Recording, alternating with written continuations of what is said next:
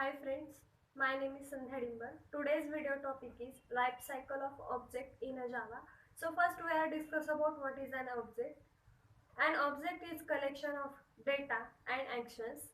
An object is an instance of a classes. Object have a state and behaviors.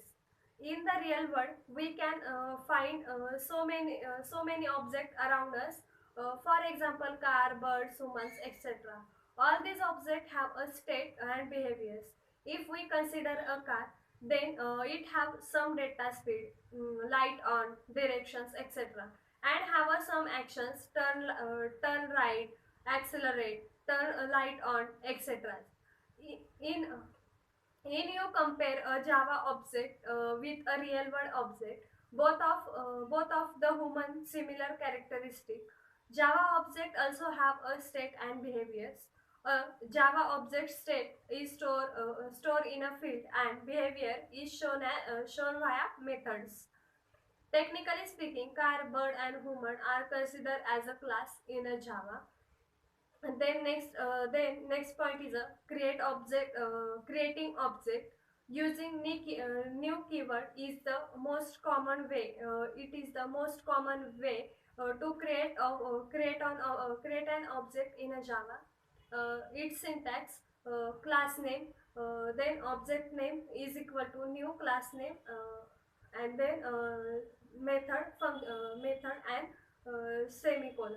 Then next point is a life cycle object life cycle of life cycle. Then in Java it has a seven state of object life cycle. There are first step creation of dot class field on a disk. Then second loading dot class files into memory. Then third step looking for initialize static members of classes. Fourth, way to initialize class in a Java. Fifth is allocated of memory for object and reference variable. Sixth step, calling of the constructor of class. And then seven, last step is a removing of object and reference variable from a memory. Then we are discuss about object life cycle in brief. First is a creation of object, creation of dot class file on a disk. As you know that Java programs run on the Java virtual machines.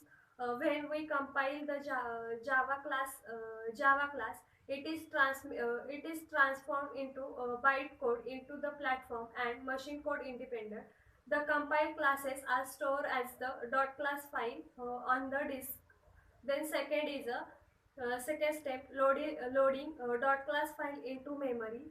After that, the Java runtime find out the class on the disk that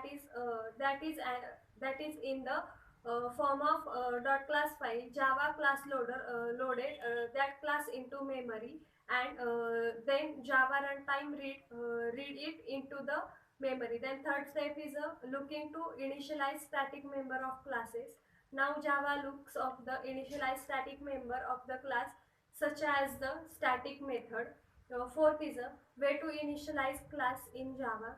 A class can have initialize is two ways in a Java. First, when we access the static field and static method or a class, then next is a and second way is the when object is instance of the class is created using the new keyword. Fifth is allocation of memory of object and reference variable. It step 5 allocated the memory of the heap of the object and memory on the stack for object reference variable. Then 6 is a calling to constructor of class. After allocating a memory, JVM call the constructor of a Java class after allocating the memory. Then last step is a removing of object reference variable for memory.